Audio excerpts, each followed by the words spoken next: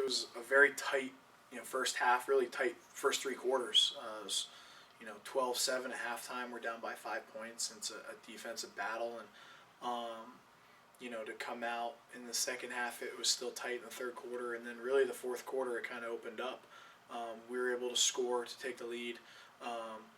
They were able to drive down and punch one in. We scored again. They returned a kickoff, returned for a touchdown. We answered the call again offensively, and then they were able to get a big kick return again to set up a good field position for a 2-minute drill.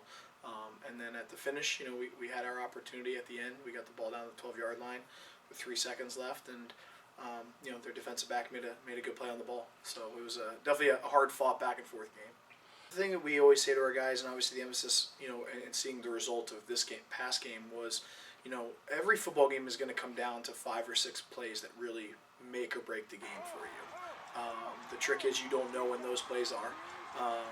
And for our guys, the message this week is to treat every play like it could be one of those 5 or 6 plays that win or lose you the football game. And that includes special teams. And we learned that one the hard way, last Friday night. So I think, for our guys, it's we just can't give our opponent anything. We have to make our opponent earn everything. We can't beat ourselves.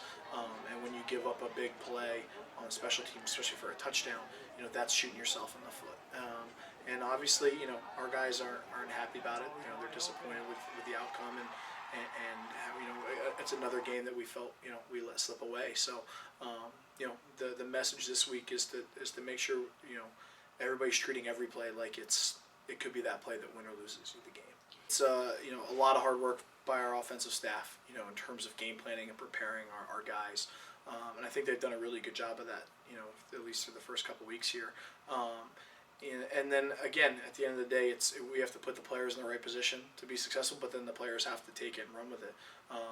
And obviously, it kind of comes down to our quarterback gaining confidence, especially in the fourth quarter, being able to consistently run the ball. We were able to pop a 30-yard touchdown run with Mike Cordova, which was a big play for us. And then obviously Andrew Jamiel, being able to really be a threat out in the perimeter and create some mismatches and be able to take advantage of those. So I think obviously if we can stay as balanced as possible and create big plays, both running and throwing the football, that's going to make us that much more dynamic and harder to defend as an offense. Funny with Andrew, it really started a little over a year ago. Last year we had our prospect camp, and he came, and he's a local guy. He's from Dennis Yarmouth High School right here in the Cape. So to have him come to the camp, and we kind of fell in love with him right there and then. He was a very clean route runner, a really good athlete, great ball skills, explosive. And he was playing a little running back too in high school, so you got to see him with the ball in his hands and do a lot of different things. And obviously, with him being so local, we were able to really spend some time watching him play his high school games and have him come for game day visits and really do our due diligence. And right from when he got here in camp, we knew we had something special. And obviously, you're really hoping for that for a guy that you recruit and are on, for that long through the recruiting process. But to see, him really put it together in camp, I mean, he's so quick in and out of his breaks.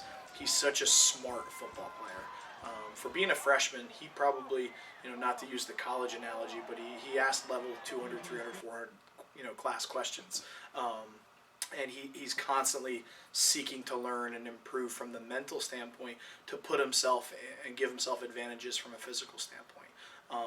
But he's such a hard practicer. I mean, he's always going 100 miles an hour. He loves football, and you can tell that just by watching him out there in practice or in games. He enjoys being out there. It's important to him. He loves it. It's a big piece of who he is, and we're happy to have him. It's not easy. It takes a special type of person. What we see typically from a lot of freshmen is that mental jump from freshman to sophomore year, because they've had a full year, they've had camp, and then they've got spring practice. For Andrew, he was so local. I mean, he was coming to a lot of our practices over the spring, coming to the captain's practices over the summer, spending time with our upperclassmen, where I'm sure he was able to gain a lot of an edge, mentally then, spending some time with our upperclassmen over the summer. So when he came into camp, it wasn't as foreign to him as maybe some other guys that didn't spend all that time and all that work to do it. So he's at an advantage there. But again, he just does all the little things that you need to do to be successful early on, and it's great to see that from him. They're a very experienced team. They were a good football team last year. They're a good football team again this year. They bring back, I want to say 8 out of 11 starters offensively. They have a lot of guys back on defense, and they challenge you in a lot of different ways. Their quarterback is playing at a high level right now. He's a second year as a starter. They have both running backs back from last year, who are both really talented football players. And then wide receivers on the perimeter. I mean, all 3 guys that they use primarily are back again this year.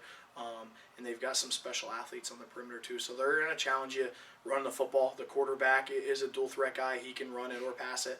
And then they're very talented on the perimeter too. So they're not one-dimensional, at all. They're gonna make you defend the run and the pass vertically and horizontally. So you have to be prepared for the different ways that they're going to attack you offensively. Defensively, they just do a great job. They line up and they play some smash mouth football. They don't try to hide who they are or what they're doing. They're going to make you beat them. And they're going to challenge you in a couple different ways. So I think it's important that we're able to run the football, but also being able to attack them in different ways to make them have to defend multiple phases. So I think that's going to be key for us. Offensively, being able to run the football, move the chains when we need to, and sustain drives that lead to points. Whether it's punching it in the red zone, or obviously just being able to move the chains and sustain drives consistently. Defensively, it's always going to come down to we have to be able to stop the run, and then we have to create some third down situations that are favorable for us, where we can rush the passer or get off the field, get stops, or create some turnovers. So, and then as a team, we have to play consistent football for 4 quarters in all 3 phases. We have to win on special teams, whether it's creating field position all night or limiting big plays, and just a consistent effort for 4 quarters is what we're going to need.